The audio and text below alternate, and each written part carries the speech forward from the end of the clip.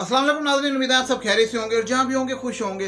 नाज़रीन, एक बात मैं पहले किससे कर रहा हूँ औलाद ड्रामे के रिव्यू में कि जो औलाद माँ बाप के साथ अच्छा सलूक नहीं रखती, उनके साथ जुल्म करती है, वो दुनिया और आखिरत दोनों में जलील और रुसवा होती है। तो ये बात, ये डायलॉग आज रुशना ने उसकी बहन जो थी उनकी, वो उसकी माँ को, उन बेटों की माँ को, अपनी माँ को कहती है, क्योंकि वो माँ बड़ी परेशान होती है। वो कहती है मम्मी जिन औलाद ने ऐसे किया उनके साथ, लेकिन माँ बाप तो फिर नरम दिल होता है, वो ये भी नहीं चाहते कि बच्चे रुसवा हों। वो जैसे ही देखें उसको पता लगता है कि बेटा पुलिस पकड़ के ले गई है, वो बाप भागा भागा जाता है। तो माँ बाप तो कभी नहीं चाहते, लेकिन बेटों को और बहू को तो खैर समझ आती ही नहीं ना, लेकिन बेटों को अभी तक समझ नहीं आ रही।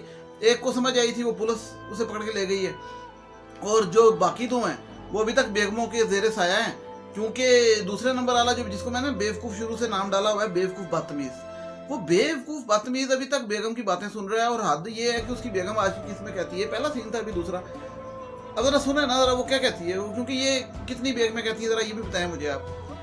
वो कहती है कि चलो अब यहाँ से, क्योंकि यहाँ से भागे हम, कि माँ बाप की टेंशन ना लो। और फ़ोन किसका था? वो कहती है मेरे बहन रुशना का था, वो परेशान थी। तो कहती क्यों परेशान थी? वो कहता इसलिए परेशान थी कि वो कहती है कि भाई उसे पता लग गया कि हमने झूठ बोला था, हम दुबई नहीं गए थे, लोग गए थे। तो कहती है अच्छा हुआ है पता लग गया, मैं हम कौन सा किसी डरते हैं, ठीक है, बाहर डरने की नहीं। अच्छा बहरहाल, तो वो उसको ना फिर कान में पट्टी पड़ाती है कि भाई अब तुमने टेंशन नहीं लेनी, माँ बाप की फिक्र छोड़ो, अपनी बेगम अपने बच्चे की फिक्र करो, और सबसे ज़रूरी अपने कैरियर और अपने बिजनेस की फिक्र करो। जो अभी अभी शुरू किया है वो कहीं ख़राब ना हो जाए तुम्हारे माँ बाप की वजह से। तो ये जो सोच है ना, देखिए मैं आपको फिर कहूँगा कि मनी इज़ एवरीथिंग, पैसा सब कुछ होता है, ये मैं मानता हूँ, लेकिन माँ बाप जो थे ना, उससे ऊपर कभी पैसा नहीं होता, ये समझें मत। और ये भी मैं बता दूं कि माँ बाप को तकलीफ पहुंचा के आप या तो पैसा नहीं कमा सकते, और अगर आप माँ बाप को तकलीफ पहुंचा के पैसा कमा भी लेंगे तो उसमें बरकत और फजल नहीं पड़ेगा, मैं लिख के देता हूँ, ठीक है। और इस जहान में आपको कभी ना कभी पकड़ होगी, नहीं तो आखिरत में होनी। और जहाँ तक रही कि कुछ माँ बाप की भी गलतियाँ होती हैं, कुछ माँ बाप भी कसूरवार होते हैं, तो बिल्कुल ज़ाहिर बात है माशरे में हर चीज़ एक जैसी नहीं होती, सारे माँ बाप भी एक जैसे नहीं होते, जिस तरह सारी औलाद नहीं होती। तो उस पर भी बात करेंगे कि माँ बाप की क्या गलती है, लेकिन माँ बाप की जो गलती भी होती है ना, तो ज़ाहिर बात है उनको इतनी कम्युनिटी हासिल होती है, उनको इतना रुतबा हासिल है कि उनके साथ उस गलती पे भी बदतमीजी ना की जाए, उनसे प्यार से तरीके से बात की जाए। उन्होंने अगर अपना फ़र्ज़ पूरा नहीं किया तो इसका ये हरगिज़ मतलब नहीं कि औलाद ने अपना फ़र्ज़ पूरा नहीं करना। औलाद का अपना फ़र्ज़ है, माँ बाप का अपना फ़र्ज़ है। माँ बाप के क्या फ़राइज़ हैं और माँ बाप कौन से फ़राइज़ों से आजकल पीछे हटे हुए हैं, वो भी हमारे माशरे में बहुत हो रहा है, क्योंकि मैं अपनी आंखों से बहुत देख रहा हूँ। और मैं ये समझता हूँ कि माँ बाप को गाइड करना चाहिए तरीके से, लेकिन उनके साथ बदतमीजी ज़ाहिर बात है बिल्कुल नहीं, कोई गुंजाइश नहीं। लेकिन माँ बाप को भी सोचना चाहिए इस बारे में, जिस बारे में मैं बात कर रहा हूँ, क्योंकि हमारे माशरे में वो भी एक टॉपिक है, अगली वीडियो में मैं छेड़ूंगा, उस पर रिव्यू दूंगा। तो इसलिए काइंडली इस ड्रामे का रिव्यू का जो आज का जो किसका मैं करने लगा हूँ, उससे पहले मैं आपसे रिक्वेस्ट करता हूँ कि चैनल सब्सक्राइब करें, बेल आइकन लाजमी प्रेस कीजिएगा, ताकि आपको मेरी नेक्स्ट वीडियो जिसमें मैं रिव्यू करूँगा माँ बाप के बारे में भी और कुछ सोशल इश्यूज़ के बारे में, वो भी आप लोगों को पता लग सके। तो काइंडली सब्सक्राइब करें, नीचे बटन होगा सब्सक्राइब का और बेल आइकन प्रेस करें। Thank you so much support करने के लिए। और मैं बहुत खुश हूँ कि आप लोगों ने बहुत अच्छे तरीके से मुझे सपोर्ट किया, और मेरी वॉच टाइम जो रेशो है वीडियो की वो बहुत अच्छी होती है, मैं उसको देखता हूँ तो बहुत मुझे खुशी होती है इस बात की। तो थैंक यू सो मच। तो आज जो उनकी किस्त थी औलाद ड्रामे की, उसमें सबक तो उसमें बहुत से हैं, लेकिन जो पहला मैंने बात की, जिस तरह उसकी बीवी जो उनसे दूसरे नंबर वाले बेवकूफ़ की, उसे कहती है कि भाई तुम माँ बाप की फिक्र छोड़ो, वो अपने बिजनेस और अपने कैरियर की फिक्र करो। तो ये जो मैं बात कर रहा था कैरियर और बिजनेस की, कैरियर और बिजनेस देखें जी, वो कहते हैं ना दुआएं लेके ही चलता है, फजल से चलता है। तो जब माँ बाप की दुआएं साथ नहीं होंगी भी तो नहीं लगेंगी, जब आपने उनको तंग किया होगा, तो आपके बिजनेस में ग्रोथ जो आपको नजर आएगी वो ग्रोथ नहीं होगी, वो धोखा होगा। जो आप समझ रहे होंगे कि मैं शायद पैसे कमाने लगा हूँ, वो किसी ना किसी तरीके रंग में निकल जाएंगे जब माँ बाप का दिल टूटा होगा, क्योंकि खुदा तो देख रहा होता है। तो इस दुनिया में भी और आखिरत में भी इस चीज़ से बचने के लिए अपना ही फ़ायदा सोच लें, चलें सेल्फिश ही हो जाए, खुदगर्जी हो जाए कि मेरा ही फ़ायदा है माँ बाप की खिदमत में, तो करें। और दूसरी बात ये मैं बार बार करता हूँ, दोबारा कर देता हूँ कि मैं ज़्यादा रिश्तों की कभी बात नहीं करता, मामा चाचा फूफा था या खाला दादा जो भी मतलब क्या है, मैं रिश्तों की बात कभी भी नहीं करता। मैं कहता हूँ यार सिर्फ माँ बाप, एक सर्कल तो बना लो फैमिली, माँ बाप चलो बहन भाई कर लो, माँ बाप कर लो, बेगम बच्चे कर लो, ये तो कर लो ना। मतलब एक फैमिली जो थी, क्या कहते हैं वो जो था करीबी रिश्तेदार, बिल्कुल करीबी रिश्ते, रिश्तेदार भी नहीं करीबी रिश्ते जो थे, तो उनसे तो आप कम से कम जो था ना हुस्न सलूक से पेश हैं। तो अब वो जो था उसे पुलिस पकड़ के ले जाएगी, तो वो अब कितना ज़बरदस्त सीन होता है कि वो जब जलाल साहब के पास उसकी बेगम जाती है बेशरम बड़े की, और जाके तो वो कहती है कि बेटे को आपके पकड़ के लेगी पुलिस, तो वो कैसे फटाफट बाप जो था एकदम कांपता है और कि चलो चलो चलो पुलिस स्टेशन चलो, अपने दोस्त के साथ जाता है। तो देखें बाप तो फिर इतने धिक्के, इतनी मारें, इतनी ज़ुल्लत उठाने के बावजूद बच्चों से, कि उसको दूसरे, देखें आप अंदाजा लगाए ना कि बेटा जो गिरफ्तार हुआ है उसका घर उस शहर में मौजूद है, लेकिन उसको अपने दोस्त के घर पनाह लेनी पड़ी, क्योंकि वो बेटा अपने घर रखने पे आज तक राज़ी नहीं था। वो आज कह रहा था कि मैं अपने माँ बाप को लेके आऊँगा, क्योंकि वो बहन की मौत के बाद उसको एहसास हुआ, लेकिन आज तक उसको एहसास नहीं था हुआ। और बाप जो उनसे दोस्त के घर पड़ा हुआ था, लेकिन बाप ने जैसे सुना वो फटाफट गया, और जब वहाँ गया तो बड़ा ज़बरदस्त सीन था, क्योंकि वो पुलिस स्टेशन में जो SHO था इंस्पेक्टर, वो उसके बाप का स्टूडेंट था। तो वो देखते साथ ही कहता सर आप, सर आप, सर आप, बड़ी इज्जत करता, और कहता है कि सर आपकी वजह से आज मैं यहाँ पे इंस्पेक्टर बन के बैठा हूँ, आपकी तरबियत थी जो मैं चोर चक्का नहीं बना, नहीं तो मैं आपकी तरबियत ना होती तो आज मैं शायद हवालात में होता, इधर ना बैठा होता, क्योंकि मैं तो बड़ा बदमाश होता था, लेकिन आपकी तरबियत की वजह से मैं आज यहाँ बैठा हूँ। तो उसको बेचारे को ये नहीं था पता कि ये जो जलाल साहब आए हैं इनका अपना बेटा सलाखों के पीछे। तो हाँ, बाज़ औक़ात ये भी होता है कि माँ बाप बहुत नेक और बहुत अच्छे होते हैं, उनकी तरबियत में भी कोई कमी नहीं होती, लेकिन ये खुदा के काम है, इसमें क्या मुदाखलत। और बच्चों की कुछ अपनी हरकतें होती हैं जिसकी वजह से वो माँ बाप की दुआएं लेने से कासर होते हैं। मतलब माँ बाप की दुआएं, मैंने एक दफ़ा पहले बताया, दोबारा बता दूं कि माँ बाप की दुआएं उनको लगती हैं जो हकदार होते हैं।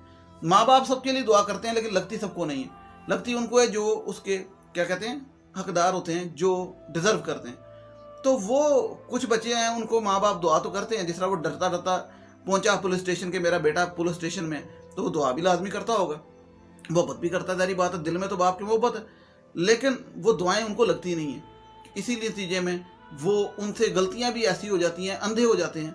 अब वो देखें उसे मिलने गया तो वो पता लगा जी, पुलिस ने भी बताया और उसके बेटे ने भी बताया कि जुर्म कबूल कर लिया।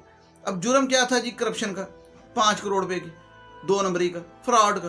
तो बाप कहता है कि बेटा मैंने तो तुम्हें हमेशा हलाल खिलाया, तो कैसे तुमने हराम काम कर दिया। तो हाँ, ये भी माशरे में होता है, ज़रूरी नहीं कि हलाल खाने वाला, क्योंकि ये खुदाई निज़ाम है। इसमें मैंने ऐसे वाक़या देखे हैं, बहुत नेक बच्चों के नेक माँ बाप के बच्चे बाज़ इस तरह के निकल आते हैं। तो कोई चीज़ परफेक्शन में नहीं होती, लेकिन इसीलिए कहते हैं माँ बाप की दुआएं लेनी चाहिए, और दुआएं तभी लगती हैं जब आप माँ बाप की खिदमत करते हैं। और माँ बाप, क्योंकि मैं ये समझता हूँ कि मैंने ये देखा कि जिन भी माँ बाप के बच्चे, अच्छे माँ बाप, शरीफ माँ बाप, नेक माँ बाप के बच्चे ऐसे निकलते हैं, वो बच्चे माँ बाप के साथ भी अच्छे नहीं होते।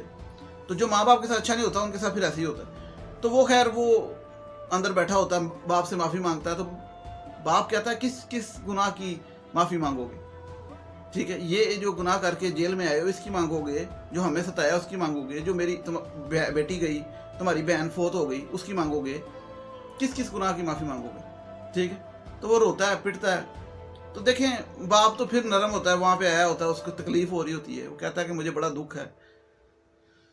लेकिन औलाद अब देख लें, जो बाकी 2 हैं वो अभी तक अपनी बीवियों के सिरे से आया।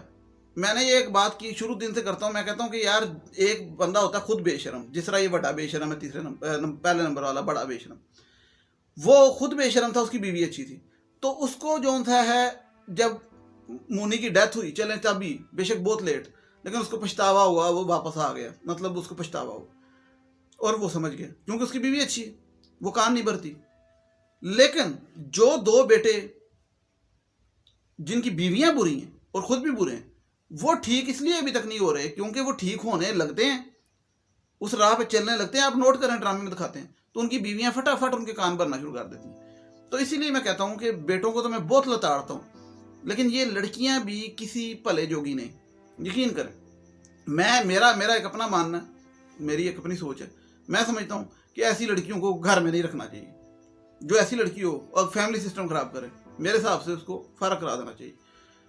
टाइम वेस्टिंग होता है बिला वजह का, क्योंकि डिवोर्स वैसे तो बहुत ही एंड वाली चीज़ है, लेकिन ये लड़कियां खुद कहती हैं डिवोर्स एंड हैप्पी। और दूसरी बात ये कि औलाद के लिए बहुत ही ख़तरनाक होती है माँ बाप की सेपरेशन। लेकिन ऐसे माँ बाप के साथ रह के भी माँ बाप की औलाद, वो देख लें आप, बड़े बेशरम के बेटा कहता है मैंने आप लोगों को छोड़ के चल जाना, क्योंकि वो देख रहा सारा कुछ तमाशा देख रहा। तो ये हमारे माशरे में लोग उठाते हैं कि नहीं जी ये डिवोर्स तो ये मैं बता रहा हूँ कि आप लोगों की ना नहीं करेंगे तो आप लोग अपना आपको डिप्रेशन में डालेंगे। तो ये जो था इस तरह का अजाब पालने से बेहतर, ये तो खुद कहती है, तो ये अपनी ज़िंदगी बेहतर करने के लिए एक रास्ता है। ठीक है, ये जो बात मैं करता हूँ कि भाई इन लोगों को इनको फारग करा देना चाहिए, जान छुड़ानी चाहिए, मैं क्यों करता हूँ, मैं उसकी वजह बताता हूँ। देखें, बेटा जो है ना, उसकी आंखों पे पर्दा पड़ जाता है, वो कहता है मैं भटक गया, लेकिन वो कभी ना कभी पर्दा उठेगा, वो भटका हुआ वापस आएगा, तो ये बात। लेकिन जो बहू ऐसी हरकत करती है ना, वो सोच समझ के साजिश प्लानिंग के तहत करती है। देखें, जैसे दोनों बहुओं को देख लें, वो सोच रही होती है कि इनको कैसे दूर करना है। तो इसलिए वो बेटे गुनाहगार हैं और गलत कर रहे हैं, लेकिन वो जो लड़की हैं, बहुएं हैं, वो चपेड़ों के काबिल है। बस सीधी सी बात है। मैं तो रिव्यू करते हुए भी और ड्रामा देखते हुए भी, वैसे भी ये मुस्कान जब आती है मेरा दिल करता है मुंह पे लपेड़े मारो। वो चवल औरत, वो बेटा अभी रो रहा है, उसका रणमरीद बिलाल जो है वो रो रहा है मुनी की याद में, परेशान खड़ा है। तो वो मुस्कान उसे पूछती है क्यों परेशान हो बिलाल, ओदी भैन मर गई जे ते जनाजे ते भी तू नहीं गई, तो कह रही है कि क्यों मर गई, रो रहे परेशान हो। तो वो आगे से कहता मैं बस परेशान हूँ, तो माँ बाप मेरे घर पे नहीं। तो कहती है माँ बाप को हमने थोड़ी निकाला है, वो खुद गए हैं। वो चवल औरत, वो तुम सामने ऐसे करके माँ थी ऐसे खड़ी हो गई थी और उनको कहा था निकल जो यहाँ से, मुनी को ना लेके आना। वो कैसे आते अंदर, उनकी बेटी को पागल खाने भेज दिया था, वो कैसे अंदर आते, और घर में अंदर बढ़ने नहीं दे रहे थे। वो तो घर आए थे, ये बाहर खड़ी हुई थी। तो बिलाल साहब कहते हैं कि मैं जो था ना अपने माँ बाप को अब वापस लेके आऊँगा किस तरीके से। सारी बात है, बेटा है उसके, वो दिमाग से पर्दा हटता है तो थोड़ा सा उसको कुछ तो एहसास होना है, क्योंकि वो साजिशी या प्लानिंग के तौर पे तो नहीं कर रहा, वो तो वैसे अंधा हुआ है, रणमरिदी में अंधा हुआ है। तो वो तो रणमरिदी में डुलता जा रहा है ना, लेकिन अंदर कहीं ना कहीं बीज खाने एहसास है। तो वो जो मुस्कान है, उस टाइम उसकी शक्ल ऐसे बन जाती है फोतगी वाली कि भाई अब मैंने अगली प्लानिंग क्या करनी है, इनके माँ बाप घर वापस ना आए। दूर फिटे मुंह, मैं कहता हूँ बिलाल को चाहिए माँ बाप को घर वापस बाद में लाए, पहले तुझे चपेड़े मार के निकाले। और पहली मैं तुझे बता दूं कि ड्रामे में तेरी औलाद मजदूर होनी है, मजदूर बच्चा पैदा होना तेरा। और हकीकत में भी कोई ऐसी मुस्कान हो तो उसके साथ तो इससे भी भैड़ी होनी चाहिए, सीधी सी बात है। मकफ़ अमल होना चाहिए। सज़ा जो था हम सुनते हैं सज़ा जज़ा का कानून है अगले जान में, इस जान में भी सज़ा मिलनी चाहिए, बिल्कुल मिलनी चाहिए। एक बंदा कोई कत्ल करता है उसको जेल में डालते हो ना, फांसी लगाते हो, तो जो बंदा जो है डेलिबरेटली किसी को पागल खाने पर जवा के उसको मरवा दे, तो उसके साथ भी ऐसी होना चाहिए, बिल्कुल ऐसे होना चाहिए। इसलिए मैं कहता हूँ बजाय खपते रहें सारी उम्र टेंशन में रहें, छुट्टी करा दिया करें ऐसे लोगों की, और अपनी ज़हनी सुकून रखा करें। थोड़ी सी ज़िंदगी इतनी सी अहमी गुजर जानी है, तो खुश रहा करें। तो जो एक आपका लाइफस्टाइल चल रहा होता है उसमें कोई बाहर से आके अगर खराबी डालता है उसको फ़र्क करें। और जो खुद बेटे इस तरह के हैं जो माँ बाप की नहीं समझते, उनको तो वैसी शर्म से थूक मार के डूब जाना चाहिए उसके अंदर। और दूसरी बात, जो माँ बाप गलतियाँ करते हैं उसमें मैं अगली वीडियो में बात करूँगा कि उनको अनजाने में वो गलतियाँ नहीं करनी चाहिए, क्योंकि वो गलतियाँ बाज़-औक़ात वो भी घरों में मसले पैदा करती हैं, और वो गलतियाँ फैमिली सिस्टम के लिए ठीक नहीं है, औलाद के लिए ठीक नहीं है। तो वो क्या है वो मैं अगली वीडियो में बात करूँगा। तो काइंडली चैनल सब्सक्राइब करें, बेल आइकन दबाएं, ताकि आपको मेरी वीडियोज़ का पता लग सके। नेक्स्ट वीडियो तक आप लोगों से इजाज़त चाहता हूँ। अल्लाह ताला आपको खुश रखे, अपने फ़रमान में रखे। टिल देन टेक केयर, अल्लाह हाफिज़।